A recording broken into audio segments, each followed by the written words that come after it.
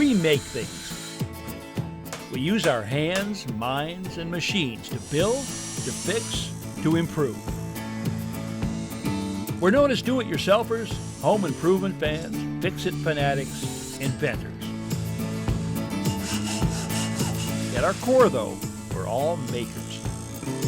So let's jump in and make something. Hi, I'm Ron Hazelton.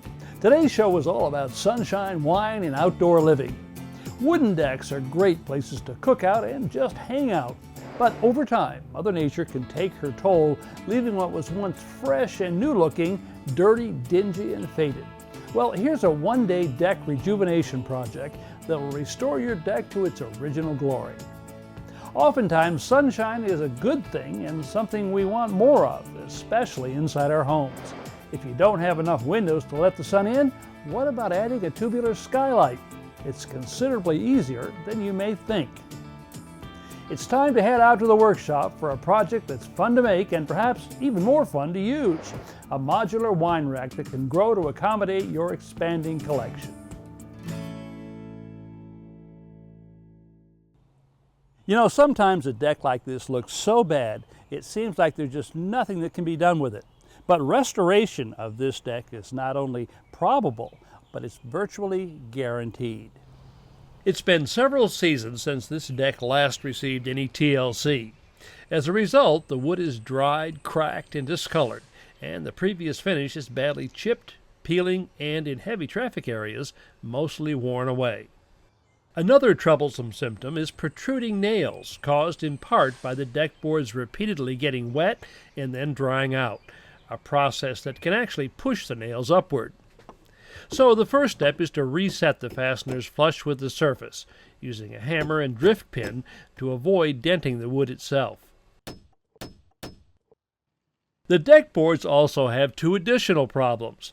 They've weathered badly from years of exposure to sun, rain, and dirt, and they're made even more unattractive by the patches of the previous stain that remain. To help correct both of these, I'm going to clean the deck using a power washer. The power washer needs a water supply, which will come from a garden hose attached to the inlet port.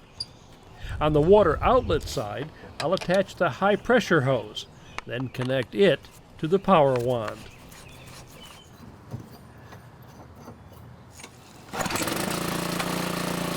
Power washers typically have interchangeable tips that create a fan-shaped water pattern. For this project, I'm using a 15-degree nozzle, which will provide a more aggressive cleaning action. To avoid damaging or etching the wood, though, it's important to keep the wand moving at all times and to hold it at least 6 to 8 inches from the surface. When using this tool properly, the results are immediately visible.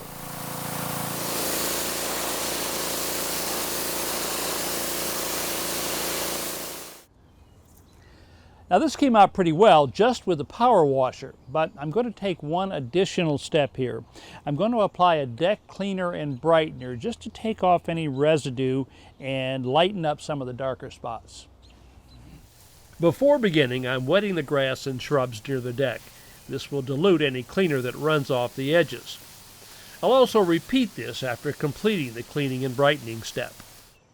This 3-in-1 wood cleaner from Thompson's Water Seal removes stains from dirt, mildew, algae, and fungus, eliminates tannin and rust stains, and brightens the wood, bringing it back closer to its original color. When using any deck cleaner, cover arms and legs, put on rubber gloves, and wear eye protection. Pour the cleaner undiluted into a sprayer, screw on the top, then pump 25 to 30 strokes to build up the pressure. On warm days like this, I pre-wet the deck surface to keep the cleaner from drying too quickly. Then spray on the cleaner and brightener. I found that cleaners like this perform best if they are scrubbed with a synthetic bristle brush. This works the solution into the wood and helps loosen surface particles. Leave the cleaner brightener on the surface for 10 to 15 minutes, then rinse the deck using a garden hose or power washer. Now things are looking very good except for a few areas where the old stain is stubbornly clinging to the surface. I removed some of the larger spots using an orbital sander and 80 grit paper. Because water applied to bare wood will nearly always raise some grain, I also sand the handrails, making them smooth to the touch. Sanding is an optional step and isn't always necessary. To protect the deck and keep it looking good, I'm using Thompson's WaterSeal waterproofing stain.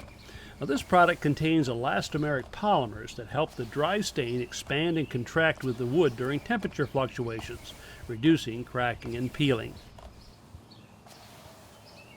Before sealing the top deck surfaces, I want to coat the sides, using a brush that's narrow enough to fit into the spaces between the boards. My preferred tool for applying a sealer is this deck staining pad. A long handle allows me to do the entire job standing up. What's important here is to bring the pad into contact with the solution, but not submerge it. Then use the ribs on the pan to distribute the material evenly across the surface. The pad allows me to work the stain and sealer well into the wood, assuring a good bond. I usually apply the material to 3 or 4 boards at a time, always moving the pad in the direction of the grain.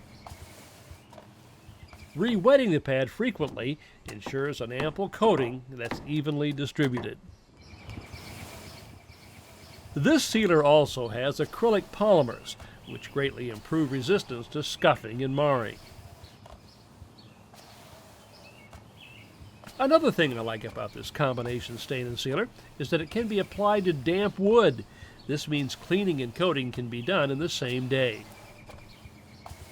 This applicator incorporates a small brush into the pad, making it possible to apply sealer to the deck board sides at the same time the top surface is being coated. It also has an onboard container which does away with the need to dip and re-wet the pad.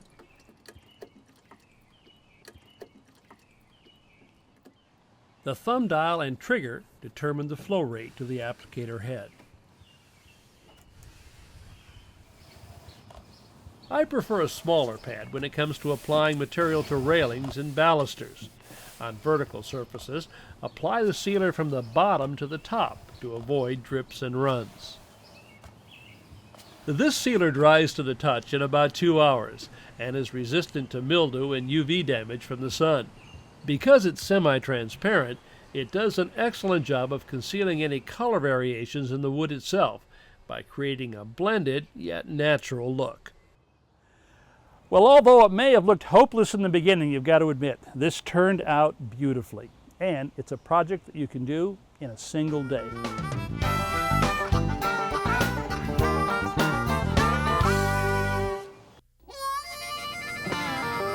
The state of Oregon is better known for its rugged natural beauty than for its sunshine. But the sun will definitely play a part in this house call. I'm on my way to Salem, Oregon, home of Jeannie and William Bragg and their dog Lacey. The Braggs have a family room that gets very little light, and they'd love to brighten it up. I think a tubular skylight would be perfect for them. And today, we're going to cut a hole in the roof and install one together. How's it going? Excellent. How are you? Pretty good, pretty good. Hi. Welcome. Who's this? Lacey. Hey, Lacey. How are you? I don't know about you, but I am ready to cut a hole in your roof. What do you say? All right, let's do it. Shall we do it? This way. Okay, come on, Lacey. Come on, good girl. This is the room. Oh yeah, this is quite a bit darker than the rest of the house, isn't it? Mm-hmm. You know, I think part of it's because of this paneling in here, probably soaking up a lot of light. Yeah, we replaced the carpet. We put a white carpet in here. That helped. And we were thinking we sit on this side. We thought we put it up in this area right up here. Okay. A tubular skylight consists of a roof dome, lightweight reflective tubing, and ceiling diffuser. Sunlight enters the dome, is channeled down the reflective tubing, and enters the room through a diffuser, softly illuminating up to 100 square feet. All right, so let's get a piece of tape and put it up here right now. With a piece of masking tape, Jeannie marks her preferred location for the diffuser. Teamwork. Okay, so that's the ideal spot. Next, she uses a stud finder to locate the ceiling joists. There it is. we're going to drop this tubular skylight in between the ceiling joists. We don't want to be cutting those. Our goal is to cut a 14-inch diameter hole in the ceiling, centered between the ceiling joists. Jeannie begins by drilling an exploratory hole, where we believe the center point to be. I want you to push this through the hole. Then she inserts a coat hanger through the hole and into the attic. From inside the attic, William locates the coat hanger and checks to make sure we're clear of the joists. Then he positions a flashlight alongside the coat hanger and aims the beam up to a clear spot between the rafters, which he marks. Next, he drills a hole through the roof and leaves the bit protruding so it can be seen from the outside. Now we have an unobstructed line from the roof, through the attic, into the family room. The bit marks the center point for the opening we'll be cutting in the roof.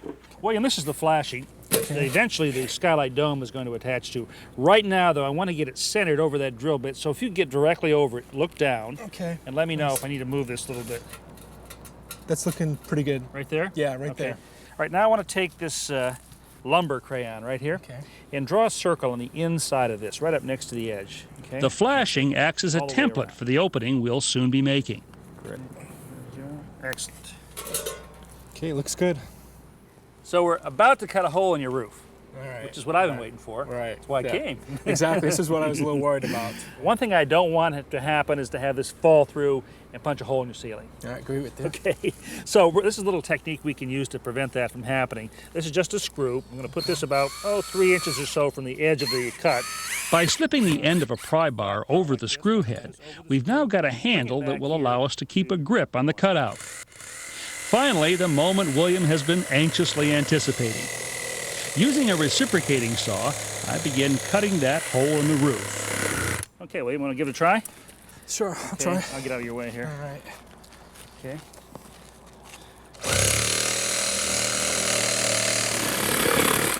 Excellent. Okay, there we go. There's your hole. Next, we slip the reciprocating saw under the shingles and cut the roofing nails around the edge of the hole.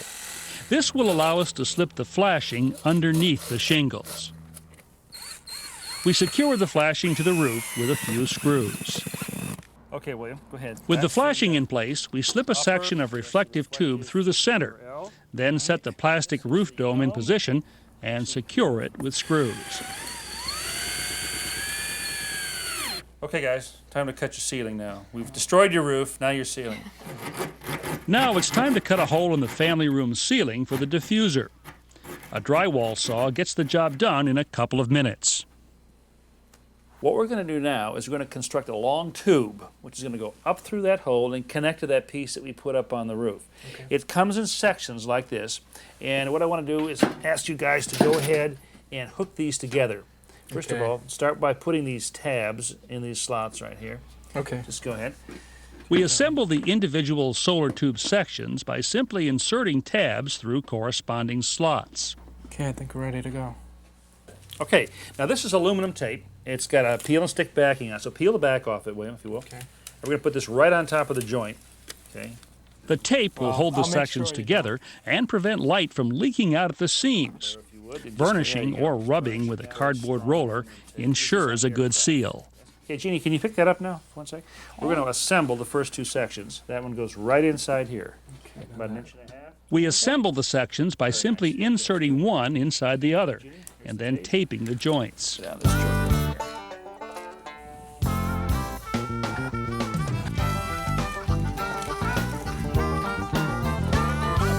Now this is long enough so it's going to go all the way up and connect to that piece. The assembled sections are lifted through the ceiling hole, aligned, and slipped over the roof section we installed earlier. Okay. And just... A flange on the bottom section is screwed into the ceiling. And finally, the diffuser, which will soften the light, is snapped in place. I think it's in place. Boy, I tell you, I can't believe the amount of light that's coming through that. That's incredible. Unbelievable. It's really lightened up this whole corner of the room. Yeah, look at the way it's bouncing off the paneling back here. Well, I think we got what we were after here, don't you? I think it's fantastic. Definitely. Thank you. It calls for a celebration. I have something here for you, a little souvenir for the mantle. The first time you cut a hole in your roof, I think you should have that as a memento, huh? My God. Something to remember the experience. I can't believe we by. did it. We did. This is great. And this was the part of the job that you were a little concerned about. Yeah, I was worried. I was terrified of doing this, frankly. Well, I was really hoping you were going to do it, Ron. You know? And I made you cut it. That's right? it. All right, listen, guys. Enjoy this. It was a pleasure working with you. Thank you very much. We'll figure out. You know, sometimes a hole in your roof can be a good thing. Really brighten up your life. Whether you're a wine connoisseur, just like an occasional glass with dinner, or want to learn some new woodworking techniques, you're going to love this next project. We're going to make a wine rack. Now, what I like about this particular design is that it's expandable, modular, simple, and yet, as you'll see, quite elegant. We're going to make it out of one of my favorite woods, cherry. So let's head to the table saw and start cutting.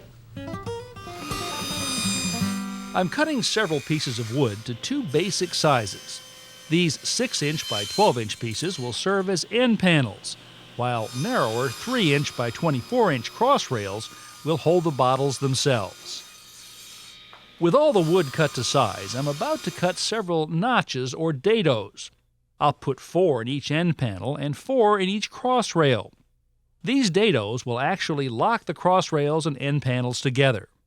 To do this, I'm installing a dado set on the table saw. This consists of several cutters or chippers sandwiched between 2 saw blades.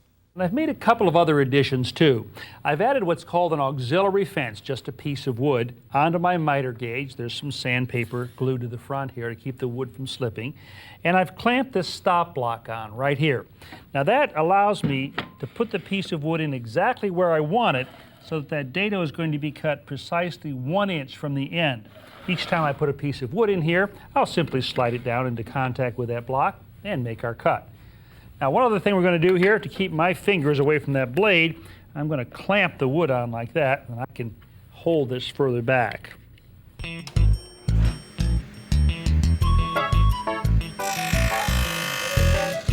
First, I cut dados in all the cross rails, and then in all the end panels. So this is how the wine rack works. These cross rails just interlock with the end pieces like this, and we can keep stacking them up or put one section next to another. Obviously one thing missing here though, and that is that we have to have some way to support the wine bottles. So we're going to have to cut out some partial circles or arches, a smaller one for the neck and a larger one for the base of the bottle.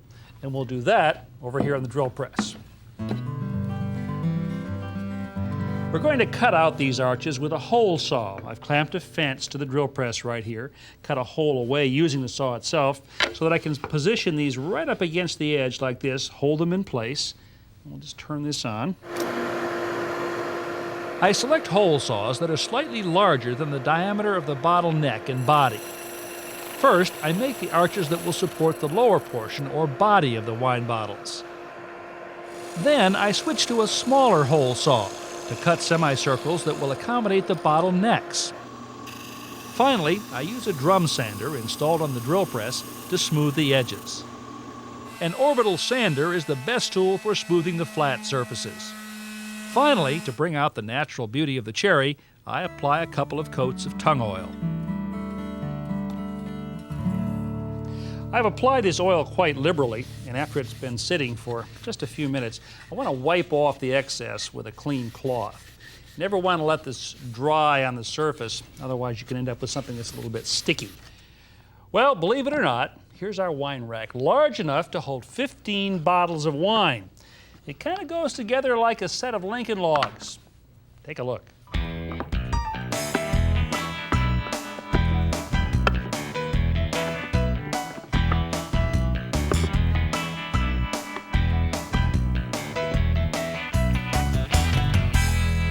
This rack will cradle a regular wine bottle just about perfectly, but it can also accommodate champagne bottles. So what you've got is something that's every bit as practical as it is good looking. To view today's projects again and countless more, go to HouseCallsDIY.com. Step-by-step home improvement tips when you need them. I'm Brian Kelsey. Welcome to House Calls. Join us as we tackle some great home projects, as well as look back at favorites from Ron Hazelton on House Calls.